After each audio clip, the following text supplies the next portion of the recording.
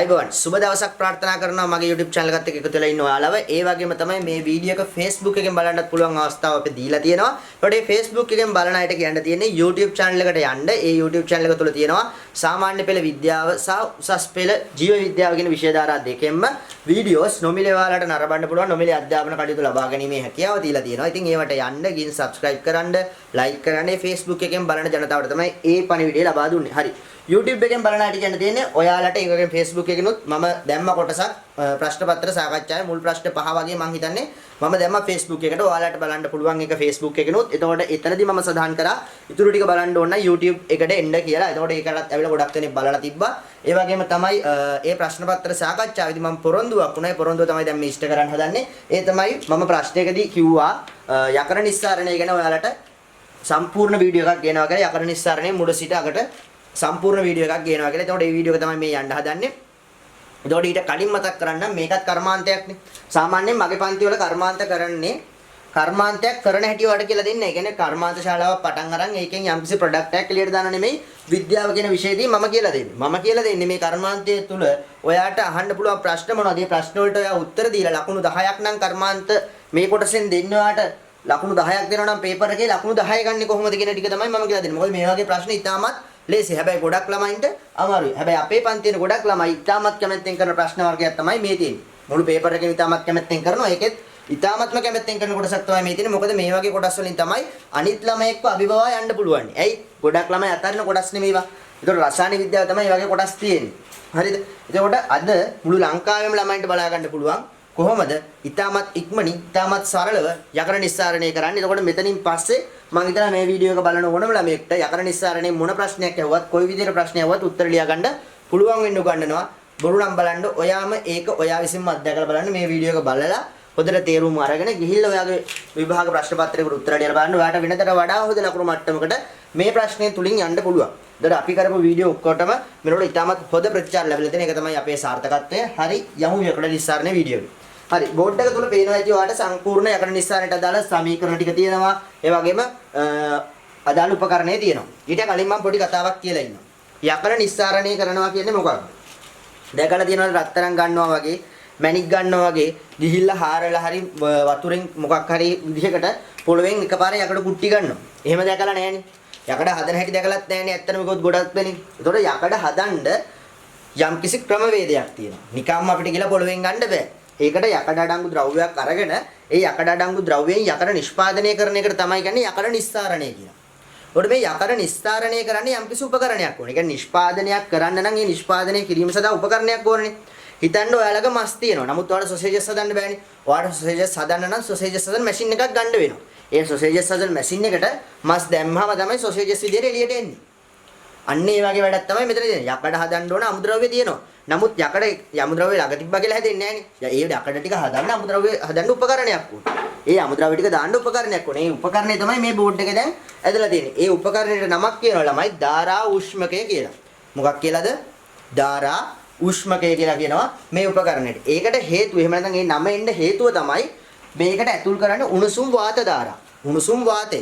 ඒතකොට උණුසුම් වාත ධාරා ඇතුල් කරන හින්දා තමයි මේකට කියන්නේ ධාරා උෂ්මකය කියලා. ඒතකොට මේ ධාරා උෂ්මකයේ රූපසරණ දැන් ඔයාලට පේනවා ඇති.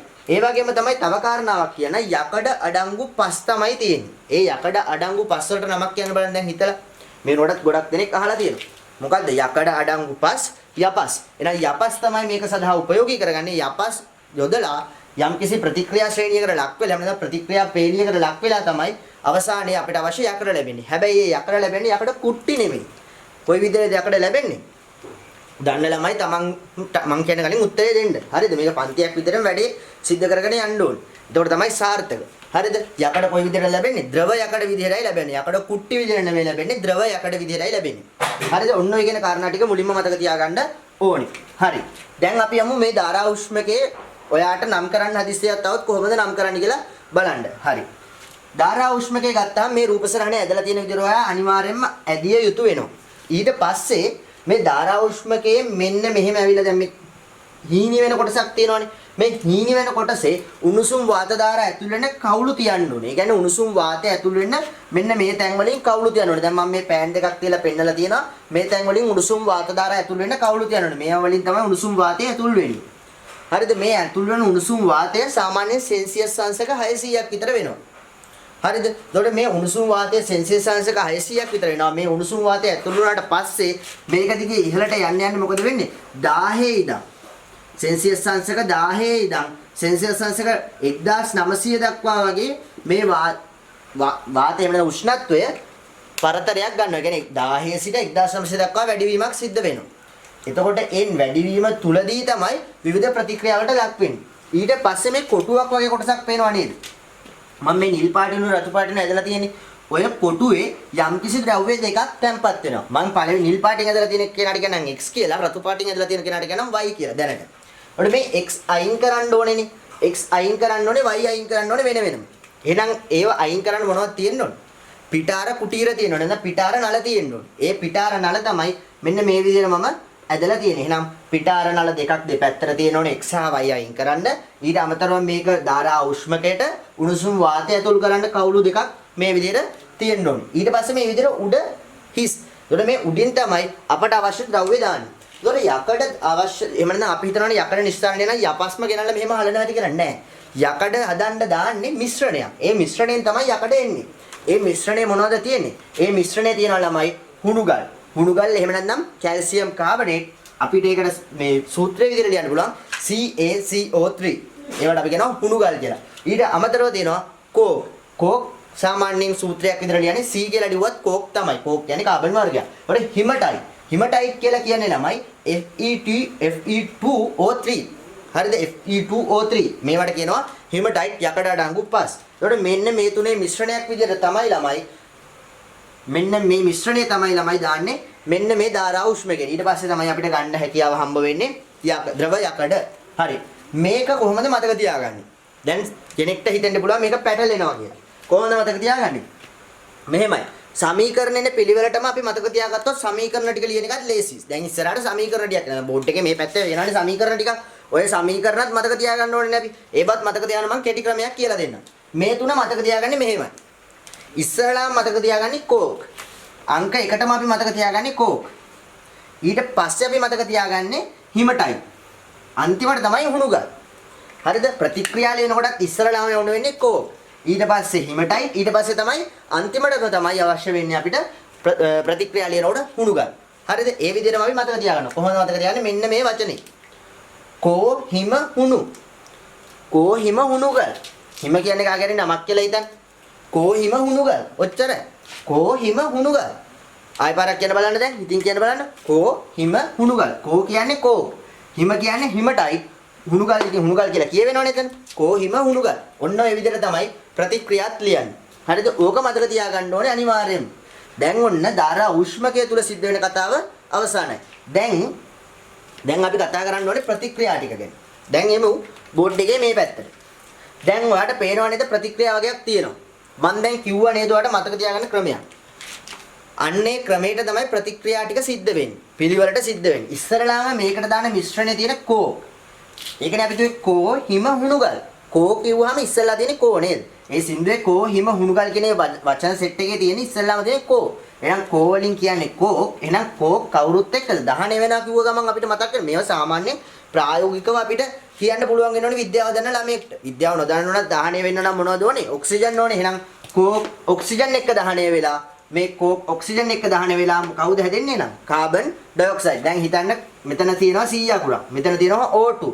මෙතන හැදෙන්න පුළුවන්ද වෙනම Cl එකක්? එහෙම බෑනේ. මේ දෙක එකතු වෙලානේ මෙතන හැදෙන්න ඕනේ. එහෙනම් කෝ ධන කාබන් කෝ ධන ඔක්සිජන් හැදෙනවා කාබන් ඩයොක්සයිඩ්. මේ හැදිච්ච කාබන් ඩයොක්සයිඩ් නිකන් ඉන්නේ නැහැ. මේ හැදුණු කාබන් ඩයොක්සයිඩ් ආයෙ පාරක් ප්‍රතික්‍රියා කරනවා ඉතුරු වෙච්ච කෝක් ටිකත් එක්ක. ඒ කෝක් ටිකත් එක්ක ප්‍රතික්‍රියා කරලා හැදෙනවා කාබන් මොනොක්සයිඩ්. දැන් ඩයොක්සයිඩ් කියන්නේ මොකක්ද? ඩයිඔක්සයිඩ්. ඔක්සිජන් දෙකක්. මොනොක්සයිඩ් කියන්නේ ඔක්සිජන් එකක්. හරිද? මේ වචන සරලයි. හරිද? දැන් මෙතනදී ඔයාලට මේ කාබන් ඩයොක්සයිඩ් කාබන් මොනොක්සයිඩ් පැහැදිලි කරලා දෙන්නේ නැහැ මම. ඒකට වෙනම වීඩියෝ එකක් ගේන්නම්. හරිද? ඒක මේ පාඩම කරනකොට බලා ගන්න. ඒවා ඉතාමත්ම සරලයි. කාබන් මොනොක්සයිඩ් කාබන් ඩයොක්සයිඩ් කොහොමද නම් ලියන්නේ කියන එක. හරිද? එතන මේ කාබන් ඩයොක්සයිඩ් තව වැඩිපුර කෝක් එක්ක ප්‍රතික්‍රියා කළා. මේක ඇතුලේ කෝක් ඕන තරම් තියෙනවානේ. ඒ කෝක් එක්ක ප්‍රතික්‍රියා කළා දෙන කාබන් මොනොක්සයිඩ්. ඔය හැදිච්ච කාබන් මොනොක්සයිඩ් දැන් එන්න අර අපි කියපු වචන ටිකේ ඊළඟ එකට. කෝ හිම. කාත් එක්කද? හිමත් එක්ක. හිම කියන්නේ කවුද? හිමටයිට් එක්ක ප්‍රතික්‍රියා කරනවා. කවුද? මේ ඇදිච්ච කාබන් මොනොක්සයිඩ්. ඒ මොනොක්සයිඩ් ප්‍රතික්‍රියා කරලා කවුද හදන්නේ? අපට අවශ්‍ය යකඩත් එක්ක ඊට අමතරව කාබන් ඩයොක්සයිඩ් හදනවා. හරිද? අපට අවශ්‍ය යකඩත් එක්ක කාබන් ඩයොක්සයිඩ් හදනවා. දැන් අපි ආපහු පාරක් මතක් කරගමු කොහොමද මේක වැඩේ වෙන්නේ කියලා. අංක 1 ඉස්සෙල්ලාම කවුද ප්‍රතික්‍රියා කරන්නේ? අපි මතක තියාගත්ත ක්‍රමයක් කෝ හිම හුණුගල් කියලා. කෝ හිම හුණුගල් වල කවුද ඉස්සෙල්ලාම ඉන්නේ? කෝ. කෝ කියන්නේ කවුද? කෝ. කෝ කවුරුත් එක්කද දහනය කරනවා නම් අනිවාර්යයෙන්ම ප්‍රතික්‍රියා වෙන්න ඕනේ ඔක්සිජන් එක්ක. එහෙනම් ඔක්සිජන් එක්ක ප්‍රතික්‍රියා වුණාට පස්සේ කවුද හැදෙන්න ඕනේ? ඔක්සිජන් එක්ක ප්‍රතික්‍රියා වුණාම හැදෙන්න ඕනේ කාබන් ඩයොක්සයිඩ්. ඒතකොට කාබන් ඩයොක්සයිඩ් මොකද වෙන්නේ? තවත් කෝක් තියෙනවානේ. ඒතකොට තවත් කෝක් තියෙන හින්දා කාබන් ඩයොක්සයිඩ් කෝක් එක තවදුරටත් ප්‍රතික්‍රියා වෙලා හැදෙනවා කාබන් මොනොක්සයිඩ්. මේ හැදිච්ච කාබන් මොනොක්සයිඩ් අපේ අර වචන පෙළ ඊළඟට තියෙන හිම. එහෙනම් හිම කියන්නේ කවුද? හිමටයිට්. හිමටයිට් එක ප්‍රතික්‍රියා කරලා දෙනවා අපට අවශ්‍ය යකඩ සහ ඊට අමතරව කාබන් ඩයොක්සයිඩ්. ඔන්න දැන් ඔයාට ප්‍රශ්නයක් එනවා නේද? දැන් කෝ හිම හුණුගල්. කෝත් ප්‍රතික්‍රියාවේ හිටියා. හිමත් ප්‍රතික්‍රියාවේ හිටියා. දැන් යකඩත් හැදලා ඉවරයි. මොකද හුණුගල් වලට උනේ? හුණුගල් අපි යොදාගත්තේ ඇයි? හුණුගල් අපි යොදාගත්තේ ලෝබර සාදා ගැනීම සඳහා. හරිද? ඒක තමයි ඇත්තම කතාව. එතකොට මේ හුණුගල් වෙනම තමයි ප්‍රතික්‍රියා වෙන්නේ. ඒක තමයි මම කිව්වේ හුණුගල් තමයි අන්තිමටම ප්‍රතික්‍රියා වෙන්නේ කියලා. ඒතර හුණුගල් ඇත්තටම කිව්වොත් ඉතාමත් සරලයි. හුණුගල් වෙන්නේ මොකද්ද? කැඩීමක් සිද්ධ වෙන්නේ. මේ හුණුගල් රත් වුණාට පස්සේ ඕනනම් මේවට මෙහෙම දාන්නත් පුළුවන්. හරිද? මේ ඊතාලයේ යටින් රත් කරා කියලා කියන්නේ මෙන්න මේ වගේ ත්‍රිකෝණයක් දාන්නත් පුළුවන්. හරිද? කිසි ප්‍රශ්නයක් නැහැ. ඒතකොට මේ කැල්සියම් කාබනේට් කොටස් දෙකකට කැඩෙනවා. කවුද? කැල්සියම් ඔක්සයිඩ් දන කාබන් ඩයොක්සයිඩ් කියලා. කැල්සියම් කාබනේට් කවුරු විදිහටද කැඩෙන්නේ? කැල්සියම් කාබනේට් කරනවා කැල්සියම් ඔක්සයිඩ් දන කාබන් ඩයොක්සයිඩ් කියලා. මෙහෙමයි මතක තියාගන්න. කාබන් ඩයොක්සයිඩ් ලියන්න දන්නවනේ. මෙතන ඔක්සිජන්ට ඔක්සිජන් මෙතන දැන් ගොඩක් ළමයින්ට වෙන දෙයක් මම කියන්නම් මේක ඇත්තද නැත්තද කියලා ඔයාම හිතා ගන්න. හරිද? මේක ලියා ගන්න. නමුත් සමහර ළමයි ඉන්නවා මෙතන CaO ලියා ගන්න බෑ. කියන්නේ හේතුව කටපාඩමින් යන ළමයින්ට. මම කියන්නේ මේක දැන් මේවා එහාට මෙහාට කරන්න දන්න අයට නෙමෙයි රසායන විද්‍යාව දන්න අය ගැන නෙමෙයි මම මේ කියන්නේ. කටපාඩමින් යන ළමයාට ප්‍රශ්නයක් ඇති වෙනවනේ. ඒ ළමයාට මම ඔන්න උදව්වක් කරන්නම්. මතක තියාගන්න මෙතන ඔක්සිජන් කීයද ඉන්නේ? 3 දෙනයි. ඔක්සිජන් 3 දෙනයි ඉන්නේ. එහෙනම් කාබන් ඩයොක්සයිඩ් දෙන්නේ ගියාම මෙතෙන්ට ඉතුරු වෙන්න ඕනේ එකයි නේද? කටපාඩමෙන් යන එක්කෙනෙක්ට මෙතන වැටලෙනවා නම් මෙතන ඔක්සිජන් ඉන්නේ කවුද? එක්කෙනයි. තේරුණාද? ඒක කටපාඩමෙන් යන කෙනෙක්ට මම නම් අනුමත කරන්නේ නැහැ කටපාඩමෙන් යන්න කියලා. මොකද මගේ පන්ති වල වුණත් මම උගන්වන්නේ මේ වගේ ප්‍රශ්නවලදී මේවා ළමයින්ට ඉතාමත් ලේසි මගේ පන්ති වල ළමයින්ට. මොකද මේ මුල අල්ලලා දීලා අපි තියෙන රසායන විද්‍යාවේ. හරි. ඊට පස්සේ මේ හැදිච්ච කැල්සියම් ඔක්සයිඩ් මොකටද? එහෙනම් මේ CaO මොකටද? CaO දැන් මේ දැම්මනේ මේ අපි වෙන පස් මිශ්‍රණයන්නේ දැම්මේ. ඔය මිශ්‍රණේ තියෙනවා සිලිකන් ඔක්සයිඩ් උයි ඇලුමිනියම් ඔක්සයිඩ් උයි කියලා දෙන්නේ. හරිද? මේ සිලිකන් ඔක්සයිඩ් උයි ඇලුමිනියම් ඔක්සයිඩ් උයි මේ හැදුණු කැල්සියම් ඔක්සයිඩ් එක්ක ප්‍රතික්‍රියා කළා සිලිකන් ඩයොක්සයිඩ් උයි සමාන සිලිකන් ඩයොක්සයිඩ් උයි ඇලුමිනියම් ඔක්සයිඩ් උයි. ඇලුමිනියම් ඔක්සයිඩ් වලට අපි කියනවා ඇලුමිනා කියලා. කවුරු කියලාද? ඇලුමිනා කියලා. සිලිකන් ඩයොක්සයිඩ් CSiO2 ඇලුමිනා Al2O3 මේ දෙන්න කැල්සියම් ඔක්සයිඩ් එක ප්‍රතික්‍රියා කරලා හැදෙනවා කවුද හැදෙන්නේ? ලෝබර්. ලෝබර් කියලා ලිව්වත් ලකුණු දෙනවද? හරිද? ලෝබර් කියලා ලිව්වොත් සමහර වෙලාවට ලකුණු දෙන්න ඉඩ තියෙනවා. හැබැයි මේ විදිහට සූත්‍ර ටික අහගෙන ඇවිල්ලා කෙලින්ම ඔයා ලෝබර් කිව්වොත් ලකුණු දෙනවද? නැහැ. එහෙනම් ඔයා ලියන්න ඕනේ මෙන්න මේ සූත්‍රය. CaSiO3 අනිත් එක්කෙනා CaAl2O3. හරිද? ඒ කියන්නේ කවුද? කැල්සියම් සිලිකේට් සහ කැල්සියම් ඇලුමිනේට් කියන දෙන්න තමයි එකතුව තමයි ලෝබර විදියට හැදෙන්නේ. හරි දැන් ආයෙන්න රූපසරහනේ. දැන් රූපසරහනේ මෙන්න මේ කොටස බලන්න. දැන් මේ කොටස බැලුවාම ඔයාලට පේනවද මේ තියෙන රතු පාටින් ද්‍රවයකට නිල් පාටින් ලෝබර. දැන් මේ ද්‍රවයක් මේකත් අහන ප්‍රශ්නයක්. දැන් ඔයාට නොතේරුණාට ඔයාගෙන් අහන ප්‍රශ්න සියල්ලම ඔයා දැන් මේකට දන්නවා. දැන් ඔයා දන්නේ නැති එක ප්‍රශ්නයකට තමයි මම මේ කියලා දෙන්නේ. මෙතනින් පස්සේ පාඩම ඉවරයි. يعني අහන්න පුළුවන් ප්‍රශ්න ඔක්කොම ඉවරයි. හරිද? එතකොට දැන් ඇයි ද්‍රවයකට මත ලෝබර පාවෙන්නේ? ඒ සරල දෙයක් නේ. මොකද්ද? වතුර ටැංකියක් මත එහෙම නැත්නම් වතුර බේසමක් මත රිජිෆෝම් එකක් පාවෙනවා. ඇයි පාවෙන්නේ රිජිෆෝම් එකක් වතුර බේසමක් මත? රිජිෆෝම් එකේ ඝනත්වය වතුර බේසමට වඩා අඩුයි. ඒ දෙයම තමයි මෙතනත් ලියන්න තියෙන්නේ. තාමත්ම සරලයි. ලෝබර ඇයි ද්‍රවයකට මත ලෝබර පාවෙන්නේ කියලා කවුරු හරි අහුවොත් ඕක තමයි උත්තරේ.